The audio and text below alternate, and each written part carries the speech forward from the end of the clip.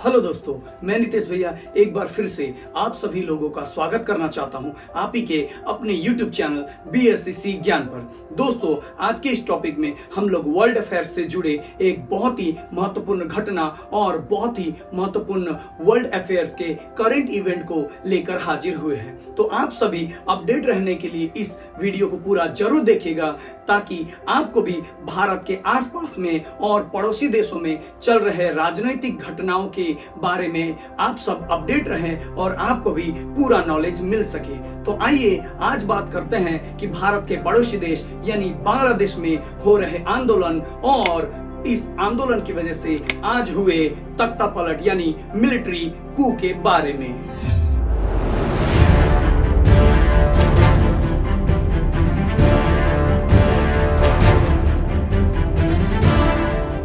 दोस्तों, भारत के पड़ोसी देश बांग्लादेश में पिछले 2 महीने से स्टूडेंट्स आरक्षण के विरोध में एक प्रदर्शन या फिर आंदोलन चला रहे हैं। इसके खिलाफ शुरू हुए जो विद्रोह और आंदोलन था वो पूरी तरह से हिंसा में तब्दील हो चुका है। हिंसा के बीच सोमवार को खबर यह आती है कि हमारे पड़ोसी देश में तख्ता पलट हो गया है, यानी बांग्लादेश की प्रधानमंत्री शेख हसीना ने अपने प्रधानमंत्री पद से इस्तीफा दे दिया है और आर्मी ने वहां पर टेक ओवर कर लिया है, यानी वहां आर्मी का कू यानी आर्मी का शासन कायम हो गया है। माना जाता है कि आर्मी ने शेख हसीना को केवल 45 मिनट का समय दिया था ताकि वो प्रधानमंत्री पद से इस्तीफा दे और देश छोड़कर बाहर चली जाए। इसीलिए शेख हसीना ने आर्मी की बात मानते हुए अपने प्रधानमंत्री पद से इस्तीफा दे दिया और हेलीकॉप्टर के सहारे वहां से वो भारत के लिए आश्रय लेने के लिए रवाना हो गई है। बांग्लादेश के पूर्व प्रधानमंत्री शेख हसीना के इस्तीफे के बाद बांग्लादेश के आर्मी चीफ यानी जनरल बकार उज जमान अब बांग्लादेश के सबसे पावरफुल व्यक्ति यानी सरकार के प्रमुख बन चुके हैं। बांग्लादेश के सेना प्रमुख बकार उज जमान ने प्रेस कॉन्फ्रेंस करके यह कहा है कि पीएम शेख हसीना के इस्तीफे के बाद अब हम शासन करेंगे, यानी बांग्लादेश में आर्मी शासन करेंगे। उन्होंने यह भी कहा कि एक अंतरिम सरकार का गठन करके देश को वे लोग चलाएंगे और जो भी नुकसान हुआ है और जो भी संपत्ति का नुकसान हुआ है और जो भी आंदोलन कर रहे हैं बांग्लादेश में उसे सही करने और संभालने का कार्य किया जाएगा। ইনশাল্লাহ আপনাদের যত দাবি আছে সেই দাবিগুলো আমরা পূরণ করব এবং দেশে একটা শান্তি শৃঙ্খলা ফিরিয়ে নিয়ে আসব। এখন একটা ইন্টারিম গভর্নমেন্ট ফর্ম করে আমরা আমাদের কার্যক্রম পরিচালনা করব। जनरल बकार ने प्रदर्शनकारी और स्टूडेंट से भी यह कहा है कि तोड़फोड़, आगजनी, मारपीट से दूर रहिए और आप लोग हमारे साथ मिलकर चलेंगे तो बांग्लादेश में हालात सुधरेंगे। मारपीट, हिंसा से कुछ नहीं मिलेगा, संघर्ष और अराजकता को बांग्लादेश से दूर करनी होगी। तो अब बांग्लादेश की स्थिति यह है कि वहां पर जो लोकतंत्र का जो शासन था, जो प्रधानमंत्री थी, उन्होंने इस्तीफा दे दिया है और वो माना जाता है कि भारत के अगरतला में वो शरण लेने पहुंची है। यानी अभी के स्थिति में बांग्लादेश की यह स्थिति है कि वहां पर आर्मी का शासन है और उस आर्मी के बकार उज जमान ही सबसे बड़े चीफ यानी सबसे बड़े पावरफुल व्यक्ति माने जाते हैं। उन्होंने अपने स्टूडेंट्स और आंदोलनकारियों से शांति बनाए रखने का एक अपील किया है और बांग्लादेश में नॉर्मल स्थिति को लाने का भी बात किया है। আমি আপনাদের কথা দিচ্ছি সমস্ত হত্যা সমস্ত অন্যায়ের বিচার আমরা করব। আপনারা সেনাবাহিনীর প্রতি আস্থা রাখেন, সশস্ত্র বাহিনীর প্রতি আস্থা রাখেন। আমি সমস্ত দায়িত্ব নিচ্ছি। আপনাদের জানমাল এবং আপনাদেরকে আমি কথা দিচ্ছি যে আপনারা আশাহত হবেন না। ইনশাল্লাহ আপনাদের যত দাবি আছে সেই দাবিগুলো আমরা পূরণ করব এবং দেশে একটা শান্তি শৃঙ্খলা ফিরিয়ে। दोस्तों, बांग्लादेश में हुए इस आर्मी तख्ता पलट को लेकर भारत भी चिंतित तो जरूर होगा, क्योंकि भारत का पड़ोसी देश ही बांग्लादेश है। एक बार म्यांमार में आर्मी तख्ता पलट कर चुकी है, दूसरी बार बांग्लादेश में यहाँ तख्ता पलट हो गई है। और पाकिस्तान की हालत तो आप जानते ही हैं, वहां तो सिर्फ नाम की ही डेमोक्रेसी होती है, वहां पर शासन आर्मी ही करती है। तो भारत के चारों ओर ये जो आर्मी का तख्ता पलट हो रहा है और लोकतंत्र खत्म हो रही है, इस पर भारत जरूर चिंतित होगा और भारत के जियोपॉलिटिक्स पर भी जरूर असर पड़ेगी।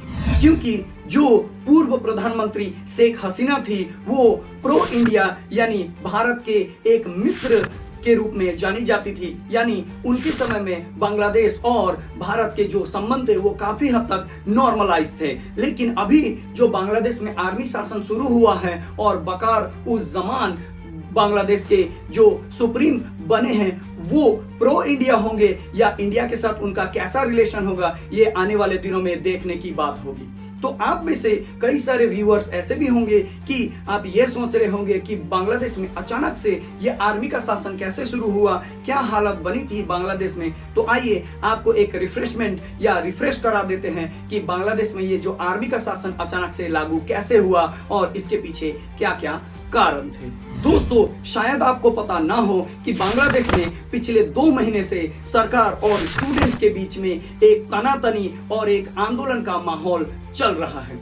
बांग्लादेश में स्टूडेंट्स सड़कों पे उतर आए हैं और अपने ही सरकार के खिलाफ विद्रोह उन्होंने घोषणा कर दिया है। बांग्लादेश में पिछले 2 महीने से चल रहे इस स्टूडेंट प्रोटेस्ट या आंदोलन का मुख्य कारण है बांग्लादेश का रिजर्व सिस्टम या कोटा सिस्टम।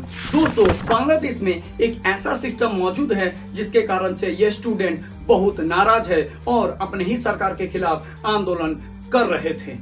आइए जानते हैं बांग्लादेश का यह रिजर्वेशन सिस्टम या कोटा सिस्टम क्या है जो सारी फसाद की जड़ है। दोस्तों, आप जानते ही होंगे कि बांग्लादेश 1971 ईस्वी में पाकिस्तान से अलग होकर एक नया राष्ट्र के रूप में जन्म लेता है। बांग्लादेश को आजादी दिलाने में वहां की सबसे बड़ी पार्टी यानी अवामी लीग और इसके सबसे बड़े नेता शेख मुजीबुर रहमान का बहुत बड़ी भूमिका थी। उस समय बांग्लादेश के बहुत सारे लोगों ने यानी फ्रीडम फाइटर ने अपने देश को आजादी दिलाने के लिए आजादी की लड़ाई लड़ी थी और अपने देश को आजादी दिलाई थी और बांग्लादेश नामक एक राष्ट्र का गठन किया था। यहीं से प्रॉब्लम शुरू होती है। बांग्लादेश का जन्म 1971 में तो हो गया था, लेकिन 1972 ईस्वी में बांग्लादेश में एक कानून बनाया जाता है कि जितने भी ये जो फ्रीडम फाइटर्स हैं या जिन्होंने बांग्लादेश की आजादी के लिए लड़ाई लड़ा था, उनके लिए सरकारी नौकरी में 30% रिजर्वेशन रखा जाए।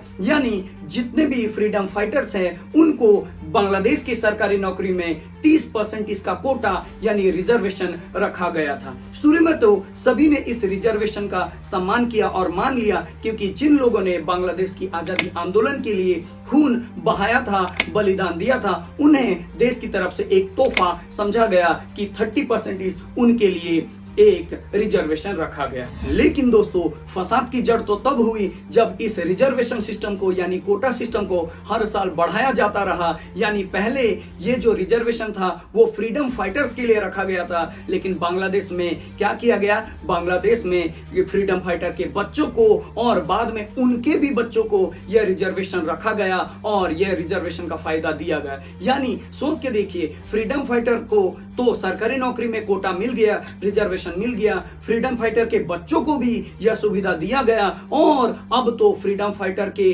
ग्रैंड चिल्ड्रंस यानी उनके बच्चों के बच्चों को भी यह रिजर्वेशन यानी कोटा सिस्टम के अंडर लाकर सरकारी नौकरी दिया गया। स्टूडेंट इसी रिजर्वेशन सिस्टम यानी इसी कोटा सिस्टम का बांग्लादेश में विरोध कर रहे हैं। स्टूडेंट चाहते हैं कि फेयर एंड स्क्वायर नौकरी की परीक्षा हो और सबको एक फेयर बेसिस पे नौकरी मिले, क्योंकि दोस्तों बांग्लादेश में सरकारी नौकरी में 56% रिजर्वेशन सीट्स होते हैं जो विभिन्न कैटेगरी में आते हैं, जिनमें से 30% तो फ्रीडम फाइटर वाला कैटेगरी आता है और सिर्फ 44% जो सीट होते हैं वो मेरिट यानी मेहनत के बेसिस पे नौकरी दिया जाता है। स्टूडेंट्स बांग्लादेश में ये भी आरोप लगाते हैं कि ये जो फ्रीडम फाइटर वाला जो 30% इसका जो रिजर्वेशन रखा गया है, यहाँ पर भी करप्शन यानी धांधली होती है। यानी कोई ये बता ही नहीं सकता कि कौन फ्रीडम फाइटर के बच्चे हैं और कौन फ्रीडम फाइटर के ग्रैंड चिल्ड्रन है। यानी सरकार यहाँ जानबूझ के क्या करती है, सरकार यहाँ जानबूझ के अपने ही लोगों को सरकारी नौकरी पे रखती है और उन्हें ज्यादा लेवरेज यानी ज्यादा फेवर करती है। इसी के खिलाफ में पूरे बांग्लादेश में स्टूडेंट विरोध करते रहे और आंदोलन करने के लिए सड़कों पे उतर आए। शुरू में तो ये आंदोलन अहिंसात्मक था, लेकिन बाद में सरकार और आर्मी ने स्टूडेंट के ऊपर गोलियां चलाए, पैलेट गन चलाया और इसके बाद ही स्टूडेंट हिंसात्मक हो गए और इसके बाद तो पूरे बांग्लादेश में एक केओस यानी हिंसात्मक स्थिति शुरू हो गई। बहुत सारे स्टूडेंट की यहाँ जान भी गई और हजारों की संख्या में यहाँ स्टूडेंट घायल हुए। बांग्लादेश में स्कूल कॉलेज सभी बंद कर दिए गए, कर्फ्यू लगा दिया गया, इंटरनेट शटडाउन कर दिया गया और बांग्लादेश की सरकार ने तो शूट एट साइट का ऑर्डर भी जारी कर दिया। इसके बाद ही लगातार बांग्लादेश की हालत बिगड़ती रही। स्टूडेंट और सरकार के बीच तनातनी और टेंशन बढ़ती रही, जहां पर आर्मी ने भी इंटरवेंशन किया, लेकिन आर्मी भी इस आंदोलन को जितना दबाती उतना ही यह आंदोलन उग्र होता रहता। जो फाइनली आज यानी मंडे दोपहर को आर्मी ने क्या कर लिया, आर्मी ने बांग्लादेश की सरकार को टेक ओवर करते हुए पूरे बांग्लादेश की शासन व्यवस्था में कब्जा कर लिया, यानी बांग्लादेश में मिलिट्री कू जारी हो गया है। तो दोस्तों, हमने बड़ी आसान और सरल भाषा में शॉर्टकट में आपको बांग्लादेश की पूरी स्थिति का एक ब्यौरा और एक वर्णन देने का प्रयास किया है ताकि आप इस पूरे सिचुएशन को आसान भाषा में समझ सके। आगे की घटनाएं क्या होती हैं, क्या डेवलपमेंट होती है बांग्लादेश में और आर्मी कैसे शासन करती है, इस पर हम लोग कड़ी नजर रखेंगे और आपको टाइम टू टाइम अपडेट करते रहेंगे। दोस्तों, आप भी जियोपॉलिटिक्स में यदि इंटरेस्टेड रखते हैं और विभिन्न टॉपिक, विभिन्न नॉलेज में इंटरेस्ट रखते हैं तो हमारे इस चैनल के साथ जुड़े रहें और सीखते रहें। मिलते हैं किसी और एक इंटरेस्टिंग अपडेट को लेकर, तब तक के लिए धन्यवाद।